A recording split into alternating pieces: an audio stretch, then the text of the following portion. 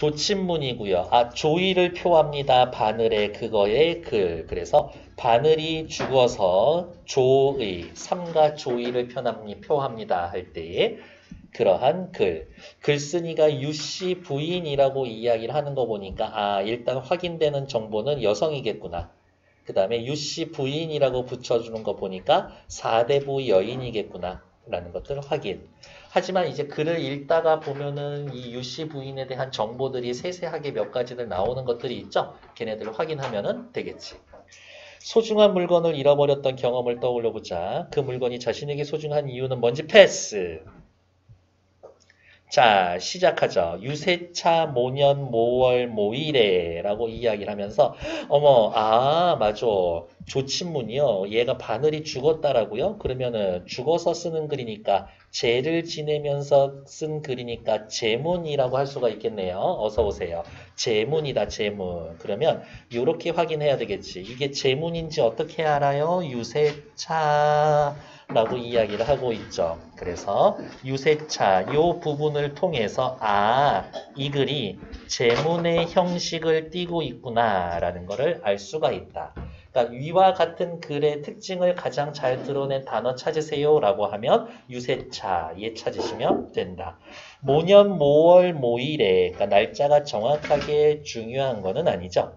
미망인 모 씨는 여기에서의 미망인 모 씨가 이 시의 화자가 될 거고요. 여기에선 그냥 나지 나라는 것들. 근데 현대에는 이 미망인이라는 단어는 사실은 쓰시면은 안 됩니다. 282페이지. 이 미망인이란 뜻은 뭐냐면 남편이 죽었는데 잊어먹고 아직 남편 따라가지 않은 여자들, 남편 죽었는데 아직 살아있는 여자를 미망인이라고 하는 거라서 지금은 쓰는 표현은 아니에요. 남편 죽었는데 뭐 어쩌라는 거야. 저는 나 먼저 죽으면 우리 딸내미 잘 키울 수 있는 남자 빨리 만나서 잘 살아라고 얘기했어요. 한 달 만에 다른 남자 만나서 살면 좀 속상하긴 하겠지. 기다렸다는 뜻이야. 그러진 않았으면 좋겠다. 그래서 나는 오래 살 거야. 미망이 그러니까 나의 현재 처지 남편이 죽고 홀로 남아 있습니다. 그냥 과부라고 이야기할게요. 두어자 글자로서 침자에게 자 사람한테 붙여주는 말인 거죠. 바늘을 의인화했습니다. 옆에다가 쓸게요. 왜? 바늘에 대해 애정이 있으니까 의인화했겠지. 침자에게 고하노니 그러면 이 침자에게 고한다. 여기에서의 고자는 알리다 고자예요. 알리다 고자. 고지하다 할 때. 그러니까 침자는 이 시의 청자라고 볼 수도 있겠지. 이 시의 대상이라고 볼 수도 있겠네요. 인간 부녀의 손 가운데 여인들이 가지고 있는 손 가운데 여인들의 소유물 가운데 중요한 것은 바늘이로되 바늘은 중요한 거지. 왜? 바느질 해야 되니까요. 하지만 세상 사람들이 귀히 아니 여기는 것은 도처의 흔한 바이다. 너무 흔해서 귀하게 여기지는 않으나 여인들에게는 아주 중요한 물건이다. 이 바늘은 한낱 작은 물건이나 여기에서의 작다라는 건 크기를 이야기하는 것 같기도 하고 혹은 세상 사람들에게 있어서의 귀중함은 떨어지는 물건 이 정도가 되겠지. 하찮은 물건이지만 이렇게 내가 슬퍼하는 이유는 나의 정회가 대놓고 이제 어떻게 나라고 하면서 시적 화자가 표면에 드러나 있음. 화자가 표면에 드러나 있음. 나의 정회, 나의 마음이 남과 다름이다. 나에게 있어서 이 바늘은 굉장히 특별한 존재다. 나와 바늘의 관계가 애도를 표할 광조로 각별한 사이이다. 각별한 사이. 체크. 오호 통제라 라는 말은 그냥 관용적인 표현이에요. 아, 오호 통제라. 아하, 슬프구나. 슬프다. 아깝고 불쌍하다. 요 정도면 화자의 정서를 직접 제시하고 있다. 라고 봐도 괜찮겠네요. 너를 얻어서 오케이. 의인화 쓰이고 있죠. 손 가운데 진인지 우금 지금까지 27년이라 27년 동안 바늘 하나를 쓰고 있었어요. 밑에 조심성이 있고 알뜰한 성품이라고 되어 있죠. 그러니까 27년 당연히 어떻게 애정이 생기는 기간일 수밖에 없겠지. 27년 동안 물건 쓴 거. 여러분들 가지고 있는 물건 중에 제일 오래 쓴 거 몇 년째 쓰고 있어요? 딱히 뭐 오래 쓸만한 것들이 있나? 그냥 물어보고 있는 거에 그냥 물어보는 거예요. 이렇게 새로운 친구도 너무 당황하지 않으셔도 돼. 저 물어보는데 대답해야 되나? 네, 크게 요구하는 거는 아니에요. 난 혼자 떠드는 거 좋아하니까요. 어이 인정이 그리지 아니하리요. 물음표 당연히 인정이 생기게 되어 있다. 서리법. 네, 우리 서리법이라고 안 쓰고 있죠? 물음표 해놓고 동그라미 표시해 놓으면 이거 전부 다 서리법이에요. 알면서 묻는 건. 어이 인정이 그렇지 않겠는가? 야, 27년 쓰면 뭐든 정들게 돼 있어. 슬프구나. 눈물을 잠깐 거두고 심신을 겨우 진정하여. 눈물을 흘리는 이유는 뭐예요? 바늘이 부러져서 그렇지. 바늘과 이별해서요. 심신을 겨우 진정하여 너의 행장, 너가 살아온 흔적, 너의 요 정도로 표현할게요. 삶의 길과 나의 회포, 나의 마음을 총총히, 이만총총 할 때의 그 총총이에요. 나의 마음을 뭐 가득가득, 혹은 차분하게, 혹은 이것저것, 뭐 요 정도의 뉘앙스가 있죠. 적어서 연결하노라. 안녕. 연결이라는 말은 언제 씁니까? 우리 이제 영원히 이별할 때 연결이라는 단어를 써줄 겁니다. 너를 이제 영원히 보내야겠구나 라는 것들. 됐고요. 됐어. 근데 좀 이상하지 않아? 아까 위에 보면 유씨 부인을 보고서 4대부 여인이라고 했는데 직접 바느질을 하고 있다고? 가난해. 가난한 양반이었었던 거겠죠. 조선시대의 어느 여인의 부러진 바늘에 대한 애통한 심정을 표현하고 있는 국문 수필입니다. 어머, 수필이면은 서정서사 교술 극 갈래 중에 어디에 들어가요? 교술 갈래에 들어갈 겁니다. 이 작품을 통해 조선 여인들의 생활상을 알아보고 교술 문학의 특징을 이해해보자. 정신 나갔네. 이거 먼저 읽었었어야 되는데 죄송합니다. 그래도 지금 다시 이어서 읽도록 할게요. 고전 수필이고요. 한글 수필입니다. 애도, 슬퍼합니다. 고백합니다. 무엇을? 자신의 마음을. 추모합니다. 누구를? 부러진 바늘에 대해서. 그러면 외부 지문 나오면 윗글의 성격과 정서와 알맞은 것은 일치하는 것은 찾으면 누구 찾으면 되냐? 누가 죽어서 보고 싶어요. 그거 찾으면 돼. 누가 죽어서 보고 싶어요. 근데 중간중간 부분에 보면 너 없으면 나 이렇게 바느질 못했을 텐데 너는 뭐 날쌔기가 뭐 어쩌고 뭐 날렵함이 어쩌고 막 봉황의 꼬리와 미리를 막 이렇고 하는 거 그 부분만 밑줄 그어져 있으면 예찬하는 부분 찾으면 돼. 그러니까 전체적으로는 죽어서 슬퍼요, 보고 싶어요. 그 다음에 중간중간엔 다른 부분들이 들어가 있는 것들. 제재는 바늘이고요. 바늘을 부러뜨린 바늘에 대한 애통함. 그리고 뒤에 미리 얘기 나올 거지만 쓸까요? 바늘이 부러진 거에 대해서 자책하고 있다. 화자가 자책하고 있는 걸 어떻게 알아요? 라고 물어보면 뒤에 백인이 유아이사라 라고 하면서 자신의 내 책임이다 라고 하는 고사를 인용한 부분이 있을 거예요. 바늘을 의인화했어요. 제문의 형식으로 나타나 있습니다. 비유, 열거, 대꾸 등 다양한 표현 방법을 써서 그래서 나올 때마다 이 표현법 찾을 거예요. 글쓴이의 심정을 효과적으로 드러냅니다. 그래서 굉장히 이 수필을 고백적이다 라고 얘기할 거예요. 섬세한 관찰력을 바탕으로 상황을 구체적으로 보여줍니다. 됐어. 글쓴이의 처지와 신분, 요거는 아직은 몰라. 첫 번째 건 모르고 아직 모르고 됐어. 그러네요. 요 정도만 양반집 아녀자로 추측이 가능합니다. 근데 유씨 부인이라고 남아있는 것 자체가 이미 양반 부인이야. 이렇게 평민이면 알 수가 없을 거예요. 됐고 유세차. 네, 요 단어는 기억하셔야 돼요. 유세차. 이 해의 차례는 이라는 뜻으로 제문의 첫머리에 관용적으로 그냥 늘 쓰는 말이야. 이렇게. 침자 정예 우금 오케이 됐어. 다음 페이지 넘어갈게요. 부러진 바늘을 애도하기 위해서 글을 쓰고 있습니다. 유세차 모년 모월 모일에 라고 이야기하면서 다시 유세차라는 말을 통해서 제문인 걸 알 수가 있다. 바늘을 의인화하고 있다. 바늘에 애정을 품고 있다.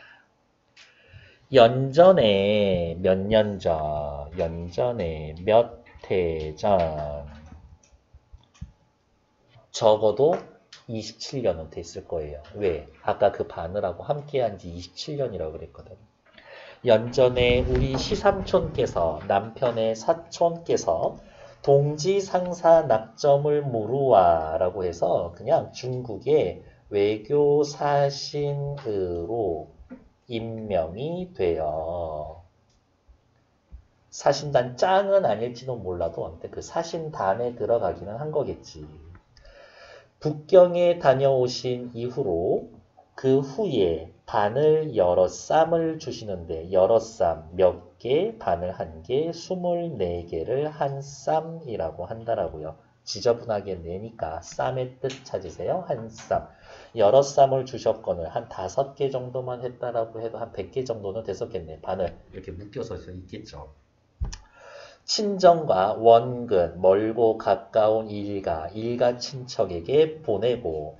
근데 어느 학교에서는 이게 시험 문제로 보기 나온 말이 있어요. 아, 이 시절에는 다른 나라에 멀리 여행을 갔다 오면 선물을 사오는 풍습이 있었구나. 를 그냥 추측해 보는 거지. 이렇게. 여러분들도 이제 해외여행 갔다 오면 막 기념품 사고 친구들 것도 뭐 하다못해 열쇠고리라도 하나 사오고 그럴 거 아니에요? 그런 것들. 친정과 원근 일가에게 보내고 여기 봐. 비복 뭐예요? 계집종과 사내종을 아울러. 그러니까 종을 부릴 수 있는 사람이야. 그러니까 확실히 4대부 여인 맞지. 비복들도 쌈쌈이 나눠주고 그 중에 너를 택하여 손에 익히어 지금까지 해포 마음을 주었는데 아, 슬프다. 어떻게 보면 되게 뜬금없이 슬프다, 오호 통제라 이러한 말들이 자꾸 중간중간에 반복이 되고 있어요. 왜? 시적 화자의 슬픔을 강조하기 위해서 슬프다라고 해놓고 뒤에다가 느낌표 하나 꽝 찍어줄 수 있지 않나? 어머, 느낌표 찍히면 무슨 법? 영탄법. 슬프구나. 연분, 너와 나의 인연이 비상하여 일상적이지 않아서 비상하다. 아주 너와 나의 인연이 특별하여 너희를 무수히 잃고 되게 그냥 개드립 같지만 아 이때도 중국사는 별로 좋지 않았나 보다. 아니야 이런 식으로 그런 얘기하면 안 되는데 취소할게요.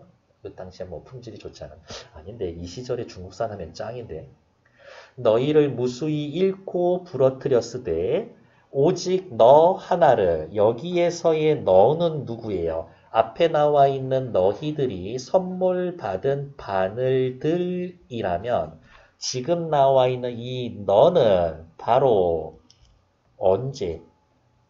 지금 이번에 부러진 바늘이죠. 이번에 부러진 바늘이죠.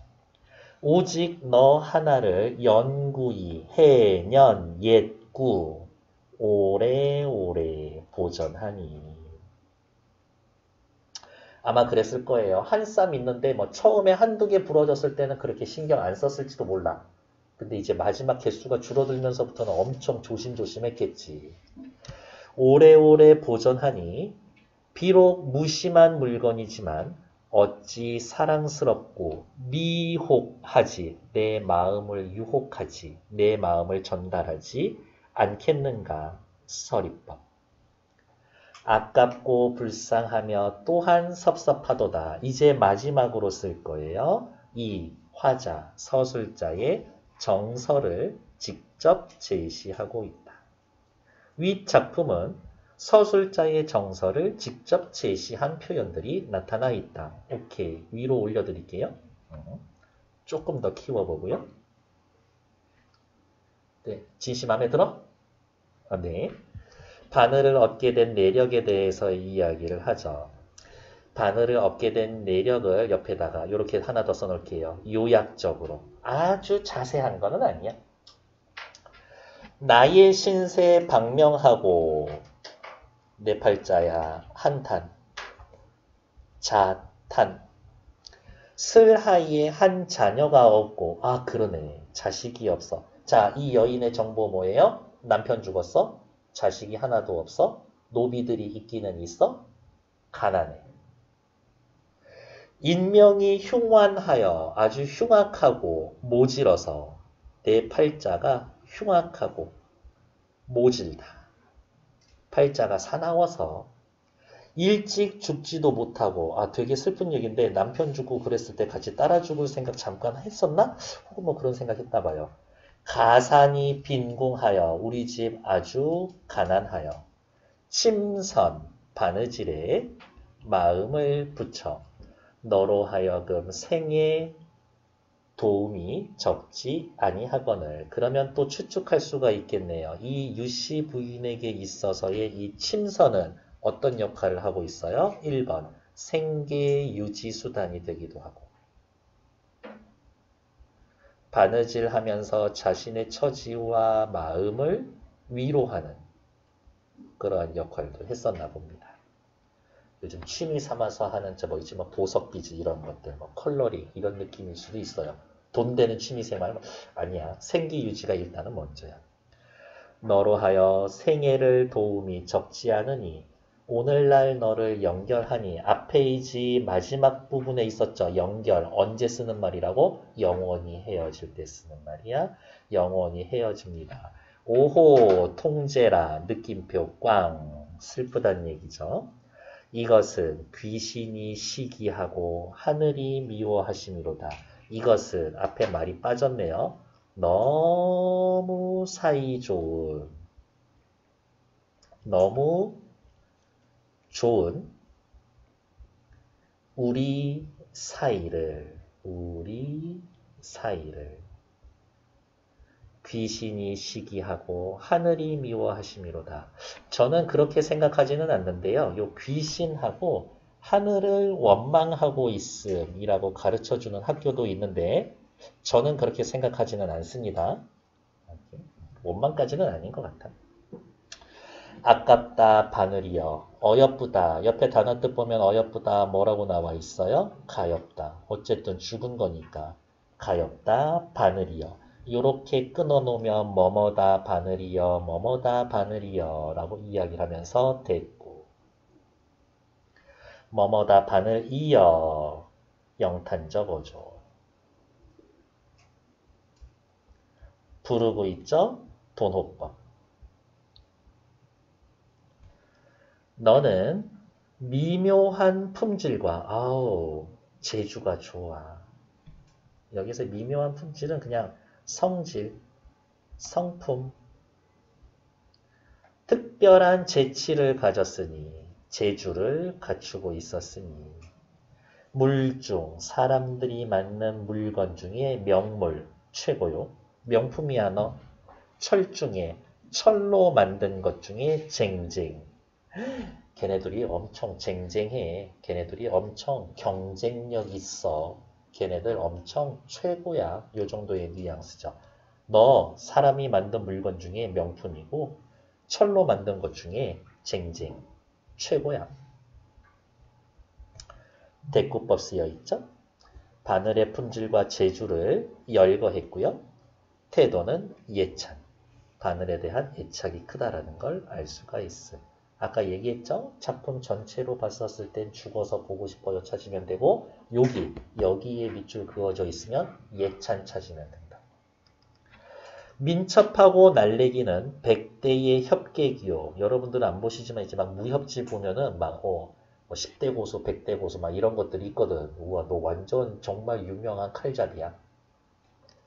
굳세고 곧기는 만고의 충절이라. 야, 너처럼 지조절개 충성스러운 애는 없는 것 같아.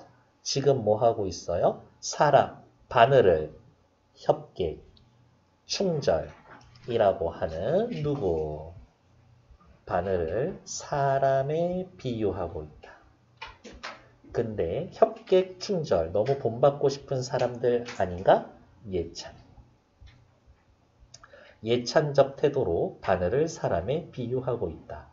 추호 가늘털 같은 부리는 말이 빠졌죠. 나에게 뭔가 말하는 듯하고 뚜렷한 귀는 내가 하는 소리를 말을 듣는 듯한지라.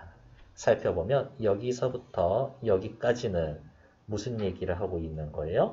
바늘과 어떻게 말을 주고받는다고 바늘과 이야기를 나누고 있어요. 진짜 이 정도면 완전 애정 듬뿍듬뿍이지. 애정 듬뿍듬뿍 느껴지는 부분 찾아주세요 하면 너 나한테 뭔가 말하는 것 같고 네가 하는 얘기 들리는 것 같아. 이렇게 돼요.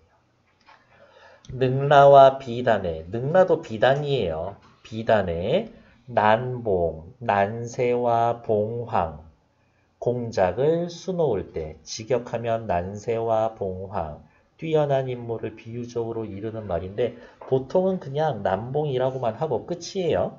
근데 뭐 학교에 쌤이 얘기해 주시면 체크하시고 공작을 수놓을 때 그 민첩하고 신기함은 귀신이 돕는 듯하니 어찌 인력이 미칠 바리요. 나 지금 너 바늘을 가지고 바느질을 했었지. 근데 바느질의 결과물이 완전 최고야. 결과물이 완전 최고지. 근데 이 결과물이 최고로 나온 것은 어떻게? 내가 바느질 능력이 좋아서가 아니라 바늘 너희의 능력 덕분에 할 수 있었던 거야. 이렇게 공을 돌리고 있는 거지. 괜찮나요? 저 서리법이에요. 그렇죠. 서리법이죠. 야, 너 가지고 바느질하면은 기가 막혀. 결과물이 최고지. 근데 내가 잘해서 그러는 거 아니야. 네가 훌륭해서 그런 거지. 괜찮나요? 이 영광을 모두 우리 편 야구 선수 이제 승리 투수 인터뷰를 하는데 이 모든 영광을 저희 야수들에게 돌립니다. 뭐 이런 거지. 제가 이렇게 금메달 딸 수 있었던 것은 저를 잘 보살펴 주셨던 부모님 덕분입니다. 뭐 이런 식으로 공을 돌리는 거지. 나는 그 금메달에서 더 이상 이렇게 지나치게 겸손하지 않아도 된다고 봅니다. 너무 재수없지 않으려면 진짜 제가 노력한 결과를 이렇게 얻게 됐네요. 너무 기쁩니다. 난 그 정도까지는 해도 된다고 봐. 이렇게. 운이 좋았습니다. 아니야. 금메달 따는 건 운으로만 따는 건 아니에요. 물론 운으로 메달 따는 애들도 있어. 막 쇼트트랙 보면 앞에서 막 셋이서 막 자빠지고 그래가지고 혼자 들어오고 그런 애들도 있기는 한데 이렇게.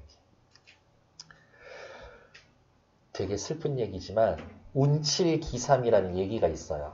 성공할 때는 운이 70이고 자신의 기술 능력이 30%라는 얘기인데 그냥 요즘 같은 세상에서는 한 운구 기일 정도 되지 않나?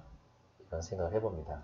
너무 슬프지만 그래도 운은 잡으려면 운도 준비하는 자가 잡는 것이다 라는 말은 진짜 맞는 말인 거는 같다.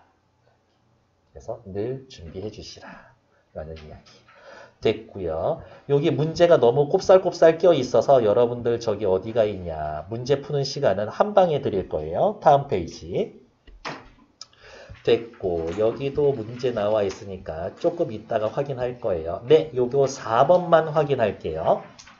하하허허 한들 내 웃음이 정웃음가. 야, 내가 하하호호 웃는다고 내가 진짜 즐거워서 웃는 것 같아?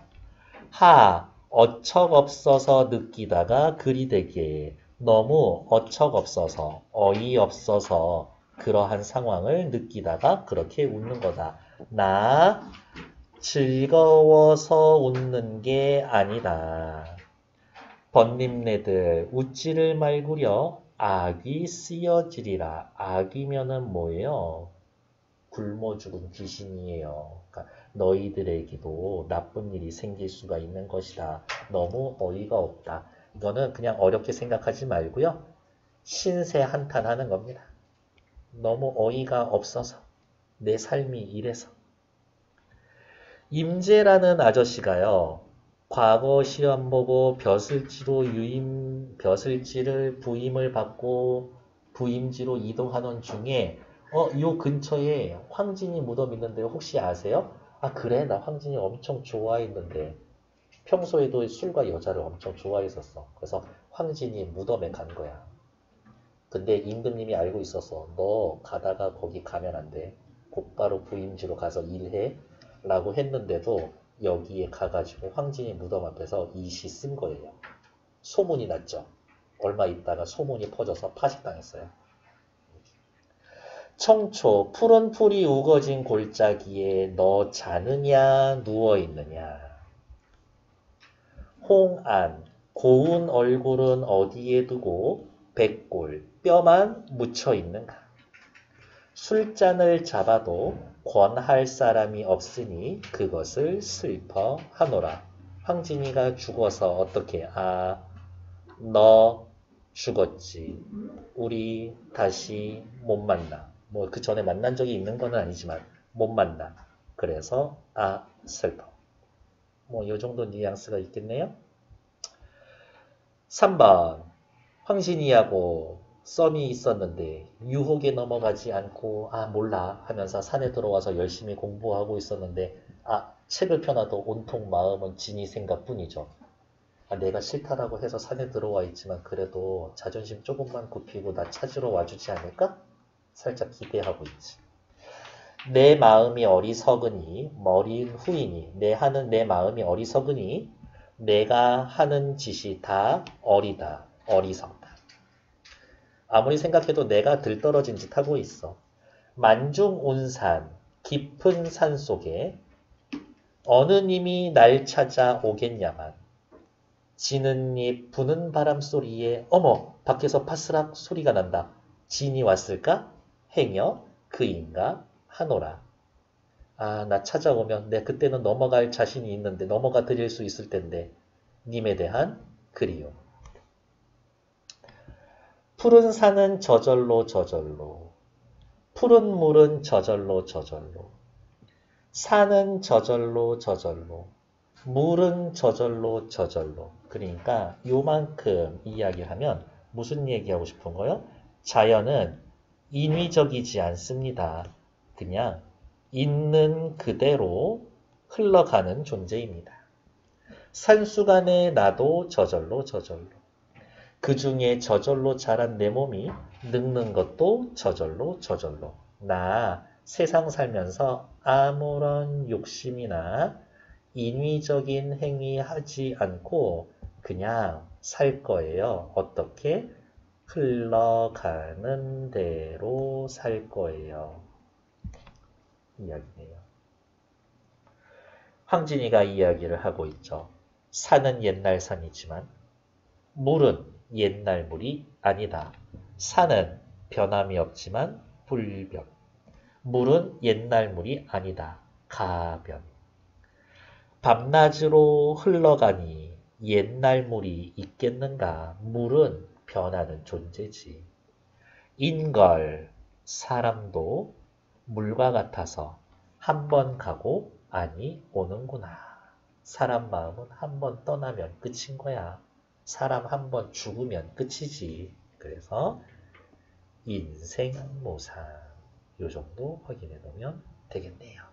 네, 답은 조금 이따가 찾아주시면 될 것 같고 됐고요. 그 다음에 또 설명드릴 만한 애들이 있을까? 오케이, 다음 페이지 285쪽 보러 갈게요. 네, 백인이 유아이 살아. 백인이 포인트는 여기에요. 나 때문에 죽었다라는 뜻으로 다른 사람이 화를 입게 된 원인이 자기에게 있음을 한탄하는 말이다. 유래는 다음과 같습니다. 어쩌고 저쩌고 그냥 요거 밑에 거는 읽어놔 주세요. 포인트는 뭐다? 나 때문에 다른 사람이 재앙을 받게 됐다. 그럼 옆에다가 써야 되겠네. 뭐라고? 바늘이 부러진 거. 나 때문에 바늘 부러졌어. 또 전부 내 책임이야. 내가 잘못했어. 이 이야기를 하고 싶은 거네요. 내 책임이야. 내 잘못이다. 이런 것들. 근데 뭔가 일이 벌어졌을 때 자기 탓으로 돌리는 게 제일 마음이 편하기도 해요. 이렇게. 시작해 봅시다. 오호 통제라. 아 슬프구나. 자식이 귀하다라고는 하지만 손에서 놓일 때도 있고 자식이 참 좋기는 하지만 손에서의 놓일 때도 있고 내 말 안 들어? 문제가 있다거나 혹은 한계가 있다거나 비복이 노비들이 순하다라고 하지만 가끔은 내 명을 거스릴 때가 있다. 문제가 있지. 즉 자식과 비복의 공통점은 뭐예요? 좋아. 하지만 늘 좋지는 않아. 그러면 이제 뒤에 누구 얘기 나올 거야? 바늘 얘기 나올 거야. 바늘은 어때? 좋아. 어떻게 좋아? 늘 좋아. 너의 미묘한 재주와 기질은 나의 전후에, 나의 의도 전후에, 나의 생각 전후에 수응함을 생각하면 내가 이렇게 바늘해야지 라고 생각하면 바늘이 벌써 움직이고 있어. 요렇게 만들었으면 바느질을 했으면 좋겠는데 라고 해서 바느질 보면 생각대로 바느질이 되어 있어. 그게 나의 전후의 수응함을 생각하면 자식에게 진하고 비복에게 진하는지라 자식보다 낫고 비복보다 나은지라. 그러면 요만큼 요렇게 묶어놓고 묶어놓은 부분에다가 뭐라고 쓸까요? 비교법 이라고 쓸 거예요. 뭐와 뭐를 비교할 겁니까? 자식, 비복, 그것보다 누구? 바늘, 네가 훨씬 더 낫다 라는 얘기를 해주고 싶은 거겠네요.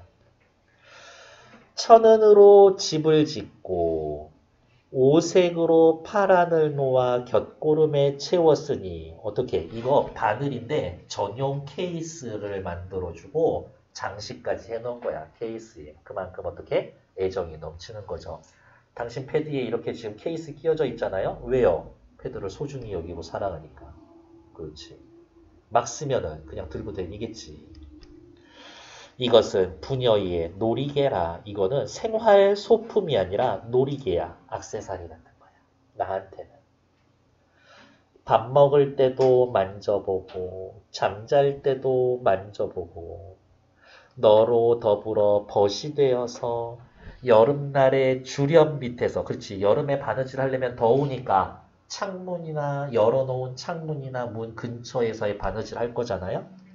여름낮의 주렴이며 겨울밤의 등잔을 상대해서 그러니까 낮에 잘 볼게요. 밤에 여름에 겨울에 그러니까 무슨 얘기하고 싶은 거야? 1년 내내 이런 뜻이야. 1년 내내 하루 종일 누비며 호며 감치며 박으며 공그릴 때에 바느질의 기법들 열거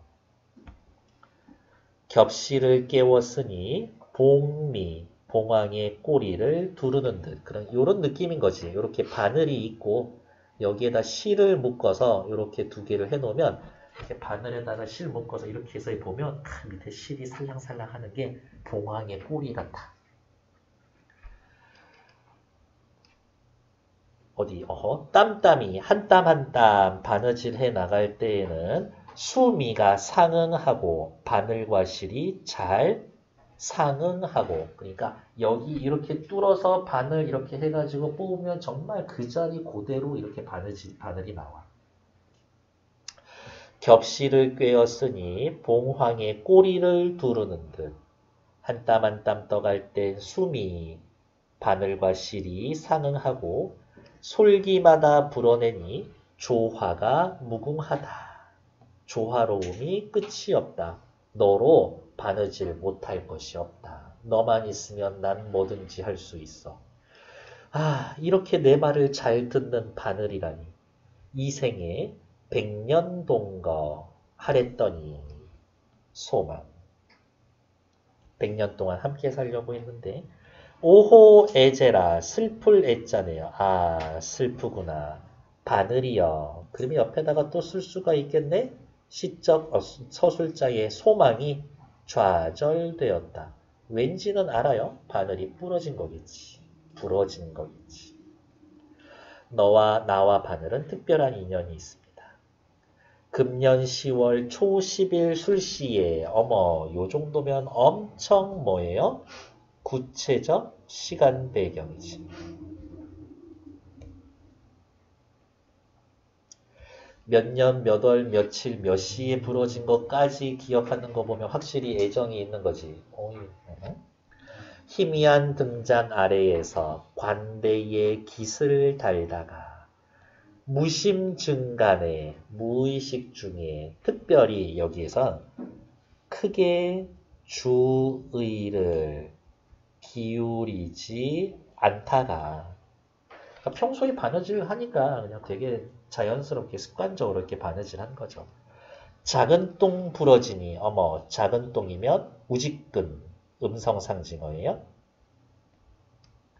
이렇게 뚝 부러지니 깜짝 놀라. 아야 바늘이여 두 동강이 났구나. 바늘을 잃게 된 과정에 대해서 얘기해주고 있네요. 정신이 아득하고 혼백이 산란하여 혼백은 둘 다 영혼이죠. 사람이 죽으면 혼이 21일 동안 지상에 머물고 백은 3년 동안 머문다고 뭐 그렇게 얘기를 합니다. 그래서 3년 상을 지내는 거지. 3, 7일 동안 제사 지내는 거고. 마음을 빻아내는 듯 두개골이 깨지는 듯 뭐뭐하는 듯 직유법. 솔직히 아무리 그래도 바늘 부러졌다고 마음이 빻아내고 두개골 깨지는 듯 과장. 이윽도록 밤새도록 기색 혼절하여 기가 막히고 혼이 나갈 만큼 혼이 여기선 잘릴 만큼 겨우 정신을 차려 만져보고 이어진 듯 바늘이 부러졌어 어떡해 이렇게 해봐도 아무런 어디가 있냐 속절 없고 할 일 없다. 할 일 없다는 어쩔 도리 없다 이거죠. 편작이라고 하면 중국의 유명한 명의인데요. 아무리 뛰어난 의사의 귀신 같은 재주로라도 장생, 오래 살고 죽지 못했네. 편자기와도 소용이 없을 거예요. 아주 훌륭한 의사 대표 대유법. 펜은 칼보다 강하다. 편작은 이렇게 사람 얼굴만 봐도 너 어디 아픈 것 같은데? 이렇게 얘기했답니다. 그리고 이렇게 사람 얼굴만 보면 너 어디 아플 것 같은데? 그렇게도 얘기해 줬었대. 동네의 장인에게 떼이련들, 땜질하려고 한들 어찌 능히 떼일손가 서리법, 떼일 수 없다. 다른 말로 이거 수습 불가야. 바늘이 부러졌는데 한 팔이 베어진 듯 잘라진 듯 내 한 다리를 베어낸 듯 잘라낸 듯 아깝구나 바늘이여. 물론 이제 이렇게 끊어놓으면 대꾸기는 하죠. 뭐머신 듯 직유법 쓰여 있고 여기도 저는 과장이라고 봅니다. 바늘이여 옷섭을 만져보니 꽂혔던 자리가 없네. 흔적도 없구나. 오호 통제라 내가 삼가지. 삼가다 무슨 뜻이에요? 내가 조심하지 못한 탓이로다. 다 내 잘못이다. 자책. 바늘을 얻게 된 내력을 제시하고 언제여 시삼촌께서 동지상사의 물음을 낙점받아서 선물로 사온 거 노비와 임금, 원근 일가에 쌈쌈이 나눠주고 여러 개 부러뜨리다가 너를 오랫동안 쓰고 있었는데 어느 날 밤에 관대깃을 달다가 작은 똥하고 부러져 버렸지. 바늘의 품질과 재주를 찬양합니다. 생계에 도움을 주었고 벗과 같은 존재였고 어느 정도 서로 얘기하고 말하고 듣고 할 정도로 품질과 재주가 몹시 뛰어났고 그리고 부러져서 몹시 괴롭고 무죄한 너를 마치니 아무 죄 없는 너를 이렇게 보냈더니 밑줄 백인이 유아 이사라 모든 것이 내 책임이다. 누구를 한스러워하며 누구를 원망하겠는가 서리법. 누구를 원망하고 누구를 탓합니까? 사자성어 있죠? 수, 원, 수, 구. 수원수구라고 써놨었던 뭐 옛날 작품 혹시 뭐 기억나는 애들 있어요? 규원가에 있었나? 규원가에도 있고 삼위인국, 송미인국에도 있죠. 누구를 탓하며 누구를 하나겠는가 이렇게. 능란한 아주 능력있고 뛰어난 성품과 공교한 아주 세밀하고 자세한 재질 나의 힘으로 어찌 다 바라리요 나의 힘으로 어찌 다시 바라리요 에다가 역시 뭐야 이게? 역시 서리법. 그러니까 너 없으면 나 바느질 제대로 못해. 아, 내 바느질 실력 이거 전부 다 네 덕이었는데 나 이제 못할 것 같다. 의형 너희의 의형은 눈 속에 삼삼 아른아른거리고 특별한 품제 특별한 재주를 생각하니 그 심회가 너희에 대한 나의 마음이 삭막하다 쓸쓸하고 외롭다. 네가 비록 물건이지만 무심하지 않다면 후세에 다시 만나서 평생 동거 함께 집에서 사는 정 이러한 정을 다시 이어서 100년 동안 고통과 락, 즐거움을 가지며 일시 한날에 한순간에 같이 태어나고 한시에 같이 죽고를 한 가지 하기를 바라노라 라고 하면서 우리 다음 생애에서 다시 만나 라고 이야기를 하죠. 다음 생애가 있나? 라고 믿고 있는 거죠. 불교의 윤회 사상이 혹시 반영되어 있지 않나? 요 정도 생각해도 됩니다. 아 슬프구나 바늘이여. 바늘을 잃은 슬픔과 훗날을 기약하고 있습니다.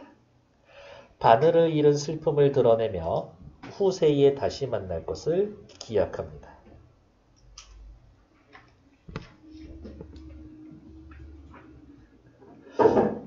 5살 때인가 저기 안동에 항해마을 가가지고 무슨 공연 같은 걸 이렇게 보고 있었는데 그 앞에서 한 5,000원인가 10,000원 주고 헬륨 풍선을 이렇게 사줬어. 이제 손에 묶어놓고 있었는데 이제 공연을 보면서 기다리고 있는데 애가 이거를 놓쳐서 날려버리더라고. 그랬더니 저렇게 날아가는 풍선을 보면서 아빠 저 누구 거야? 예쁘다. 네 거야. 그랬더니 손에 보고 없으니까 막 엄청 울고 그랬었는데 갑자기 생각나는 거죠. 선생님이 그랬다고요? 우리 딸내미가요. 네.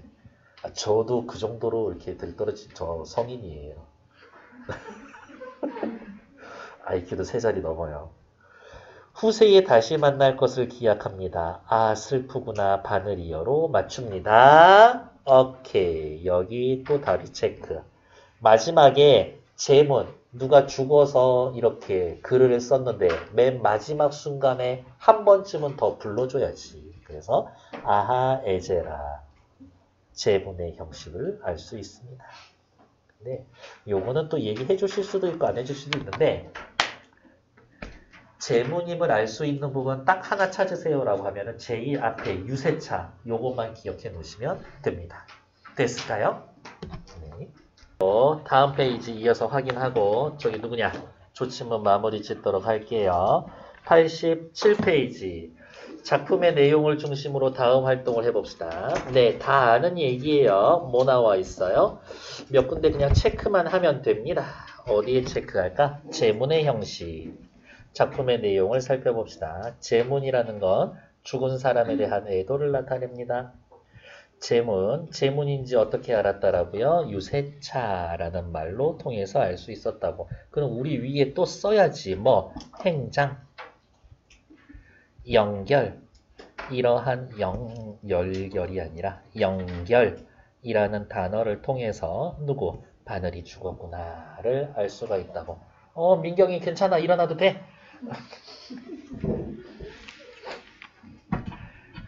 맞아요. 잘 때 이렇게 깨우면 엄청 열받는 거 사실 알아요. 근데 어쩔 수 없어요. 조금만 힘내주시고 저도 제 입장 이해해 주시면 감사하겠어요.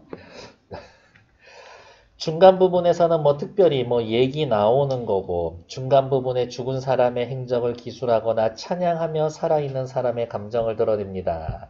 어디에다 체크할까? 죽은 사람의 행적. 찬양합니다.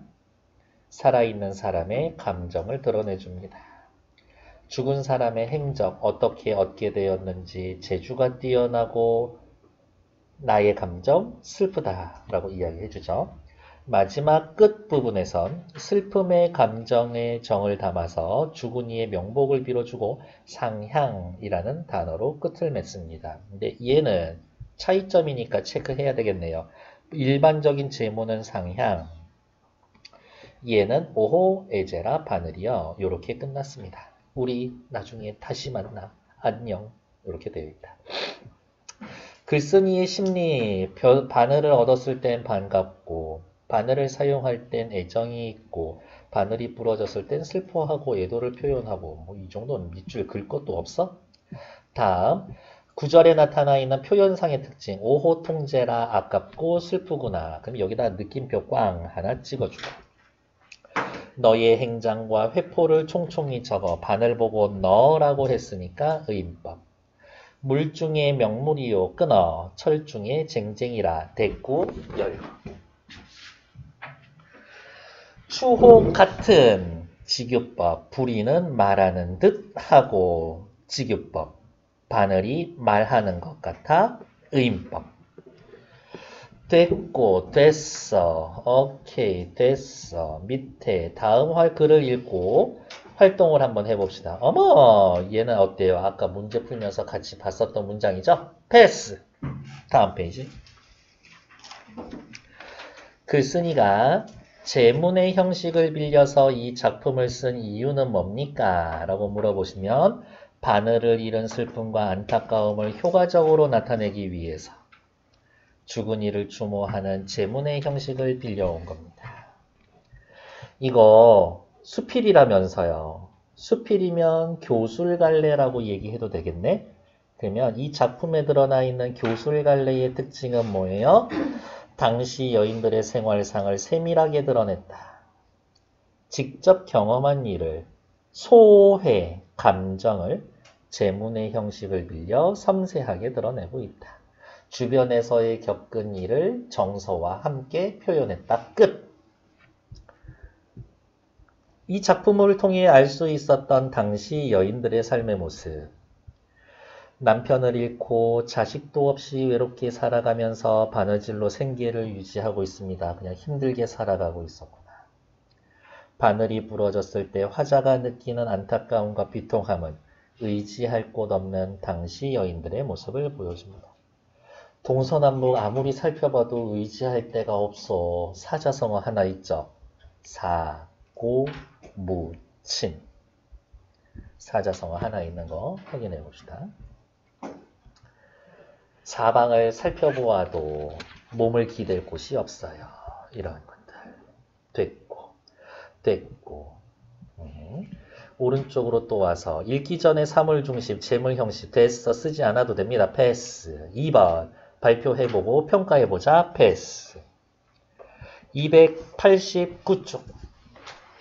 네, 여기에서 우리 늘 해왔듯이 그냥 밑줄만 긋고 있었죠? 어디에 밑줄을 그을지 살펴봅시다. 제문의 형식, 수필, 규방이라는 단어 쓸게요. 왜? 여성이 썼으니까. 됐고, 바늘은 삶의 자취가 담겨있는 존재다. 사실은 바늘이 한 일은 이 글의 작가가 한 일이지. 어디가 있냐. 그래서 이 속에는 바늘을 잃어서 슬퍼 보였지만 그 기저에는, 바닥에는 죽은 남편에 대한 그리움과 홀로 살아가는 여인의 한도 있지 않나? 뭐 이 정도. 섬세하고 치밀한 관찰력. 숨쉬는 생명처럼 의인법 썼고 우아하고 감각적인 문장. 제문의 형식, 슬픔을 부각했다. 과장과 영탄. 과장 혹시 어디 쓰였는지 기억나요? 두개골 깨지고 혼백이 흩어지고 팔다리 잘린 것 같다 라고 했던 부분에 있었지. 감정에 따라 사음보 가사체 문장도 배합했습니다. 산문문학. 산문이지만 운문의 형식도 띠고 있구나 라고 확인해 두면 되겠고, 밑에 조선시대의 감수성을 드러낸 내간체 됐어. 여성들이 쓴 글을 뭉뚱그려서 내간체라고 이야기를 합니다. 이 용어만 알고 계시면 될 것 같고,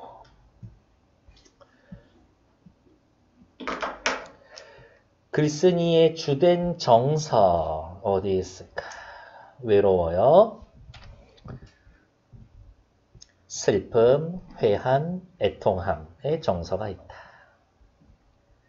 한글 편지 내간의 의의 요 정도는 뭐 그냥 읽어보시면 될 것 같고요. 됐고 이미지로 쏙쏙 요 부분은 아까 앞에 나와 있었죠. 그래서 얘네들은 한 번 정도 읽어보시면 되지 않을까 라는 것 정도. 굳이 다 또 읽지는 않을 것이다. 오케이, 수고했어. 그런가? 뒷페이지 또 없죠? 네, 일단